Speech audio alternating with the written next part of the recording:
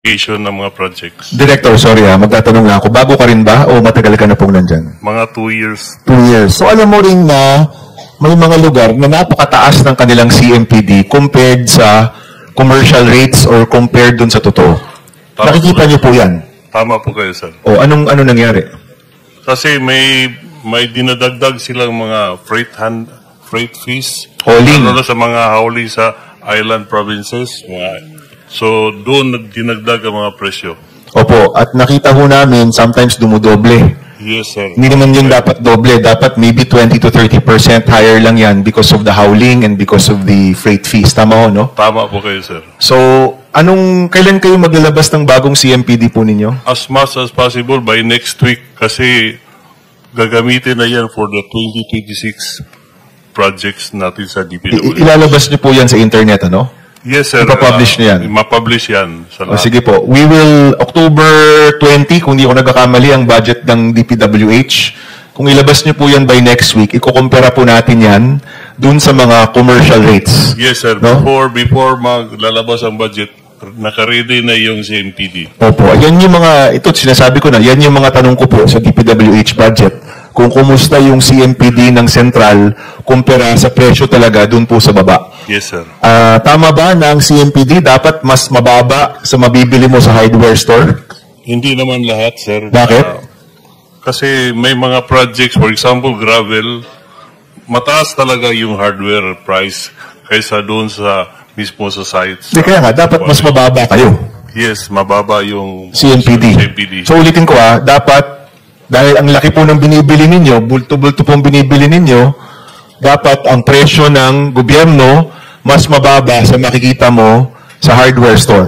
Tama po kayo, sir. Tama yun, di ba? At tapos kung merong mang dagdag na presyo sa hauling or freight or ganyan, hindi naman siguro lalampas ng 40%. Hindi naman dapat. Ano po ba dapat? Ilang porsyento po ba dapat yung differential dahil po sa handling? Usually, sir, yung mga hauling distance, kung 10 kilometers lang, free na yun, free na handling. Delivery, opo. Pero more than the 10 kilometers, may dagdag na 20 to 30%. Pero hindi lalampas. Yes, sir. Hindi naman dodoble o triple. Nakita ho namin, may mga beses dumodoble. Yeah, no? Yan ang observation namin nung binigay namin sa mga district and regional offices yung CMPD. Okay. Kaya nga kinuha namin balik. Okay, salamat, Director. So, yung CMPD, mahalaga po yan para matukoy talaga natin yung tamang presyo ng mga proyekto. Yes, sir. Okay. Yung isa, nabanggit to ni Bryce nung nakaraang araw, yung units. Sometimes dinadagdagan yung mga unit. Kung 100 lang yung kailangan, ilalagay daw 200, no? Nabanggit mo yan, Bryce, di ba? Tama po, Your Honor. Paano naman ho natin yan ma-check na yung units ay tama dun sa design, no? So kunyari, may sabihin mo na classroom. In the last hearing po sa Committee on Basic Education, umaabot ng 3.7 million per classroom po tayo. Tingin po namin, overpriced po yun. Nahihirapan po kami makahanap ng tamang presyo kasi yung unang-una, yung CMPD, palagi ko mali, masyadong mataas. So maybe we can now use the CMPD that DPWH will publish. Pero pati yung unit, last question ko po to, Mr. Chairman, no? Pati yung units. Meron po kayo extra 2 minutes. Pati po yung units, paano po natin ma-check na yung disenyo ng mga proyekto sa DPWH hindi po pinapalobo, hindi po pinapalaki o pinapabukol, no? Talagang tama yung disenyo, tama yung number of units, tama yung presyo. Paano niyo po yan gagawin ni Secretary Dizon? I think, sir, sa Bureau of Design na yan, ang issue na yan, hindi ko yan masagot. Basta sa Bureau of Design, merong standard plan. So, meron silang mag-audit dyan sa mga implementing offices. May mag-audit dyan na taga Bureau of Design. So, nandito ba yung Bureau of Design, Secretary General? Wala. Sige po, we'll ask. Tatanungin na lang po namin kung di man sa budget hearing sa sunod na Blue Ribbon. Itong mga disenyo po mahalaga eh. Kasi baka over-designed siya eh, para talagang palakihin yung presyo. No? At nais natin makahanap ng tamang presyo sa tamang dami no, sa tamang kalidad ng mga materyales, no. Palagay ko po nasa punto tayo ng DPWH, kailangan talagang kulang na lang mag-start from zero po tayo. Kasi yung nakikita po nating level ng korupsyon ay napakataas po talaga, no. Kailangan po talaga back to zero po tayo dito. Last question. Thank you very much, Director Alan. Engineer Alcantara, itong mga nabanggit na yung CMPD, mas mataas, yung dami ng mga unit, pinapataas. Do you confirm this? Na isa itong paraan para palubuhin yung presyo?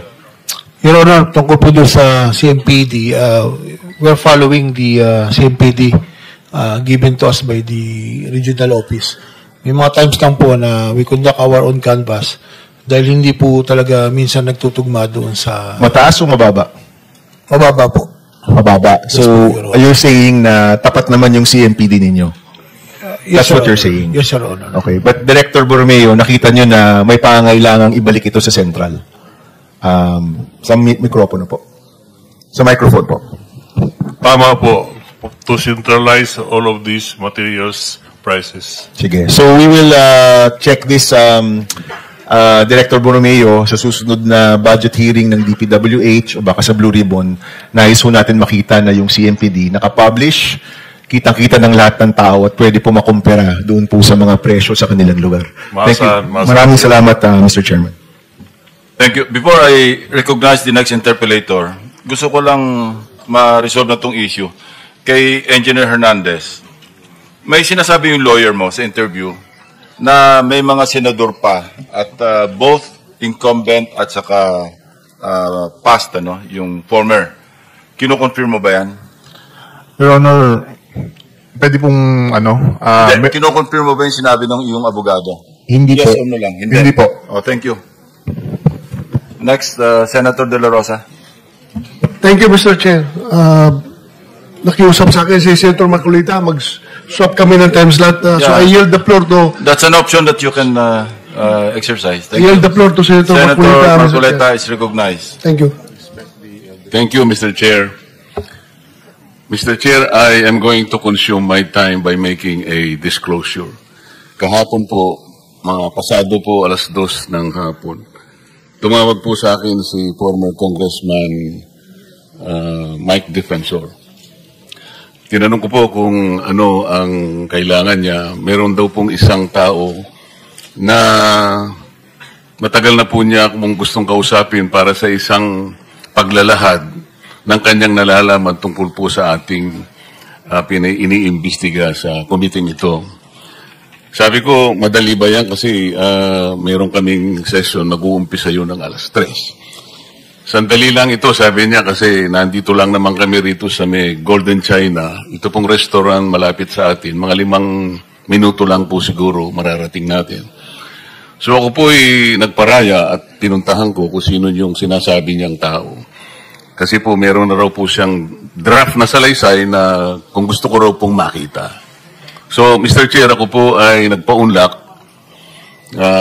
para makita kung talagang meron ng ganung tao at meron nga siyang gustong isalaysay.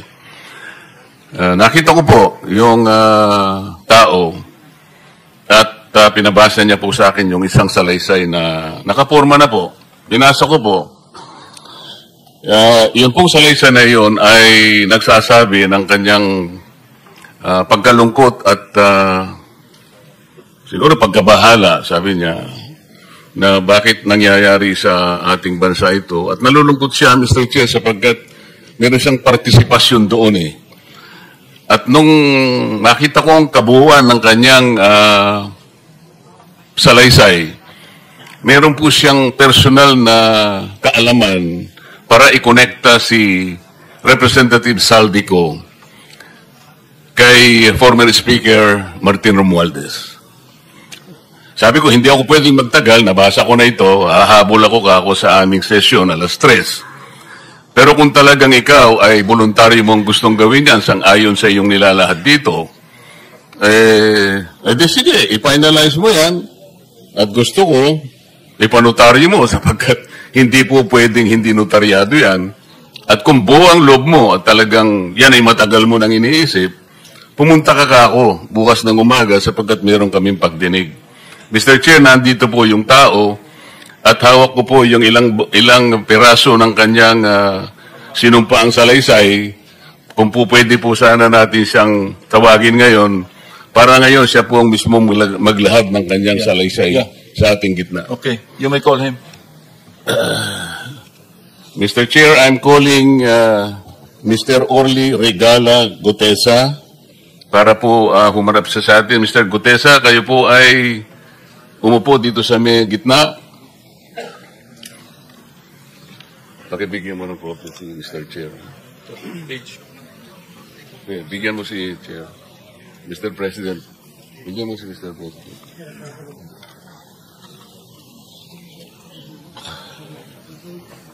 Manatili ka muna nakatayo kasi nunumpa ka.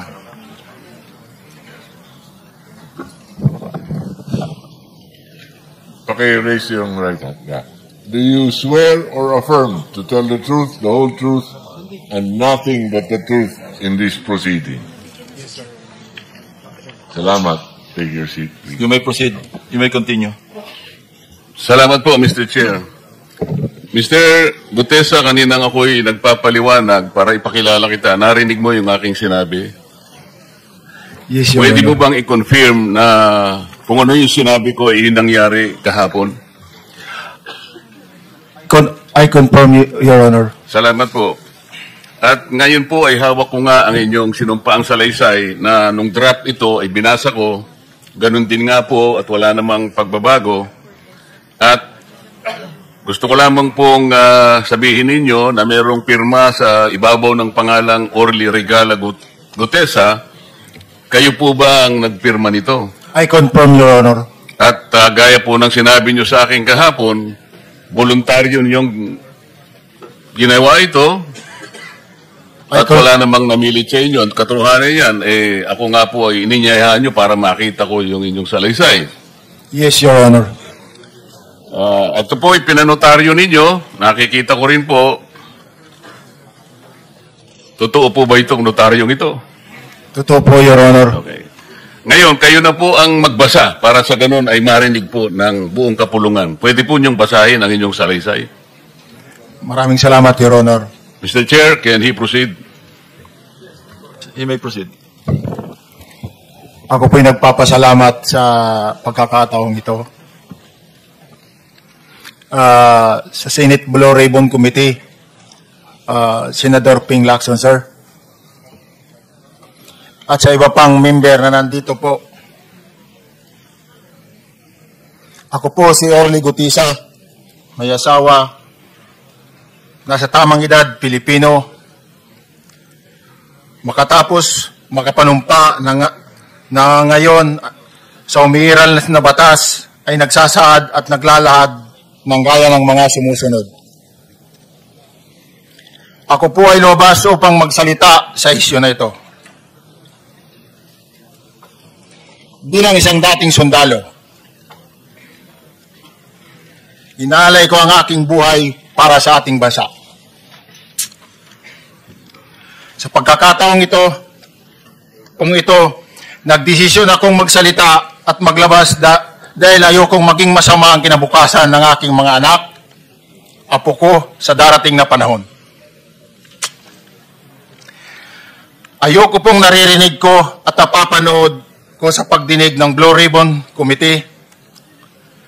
At ngayon ko po napagdugtong-dugtong yung naging partisipasyon ko po sa anomalya at korupsyon na ginawa at lumalabas sa hearing na ito. Yung palang pera na binubuhat namin at dinideliver mula sa masamang gawain na nagdulot ng baha na ikinamatay ng tao at imbis na gamitin ang pera sa edukasyon, medikal at programa na mapunta lamang pala sa bulsa ng mga politiko. Mabigat po sa akin magsalita dahil may pamilya ako. 4 ang anak ko, nag-aaral pa. May asawa ako at nangangalaga sa aking mga anak at marami akong kasama sa operasyon na may kinalaman sa ibabahagi ko sa inyo. Nagtatrabaho lang po kami ng mga kasama kong sundalo sa Philippine Marines huwag sana isipin ng aking mga kasama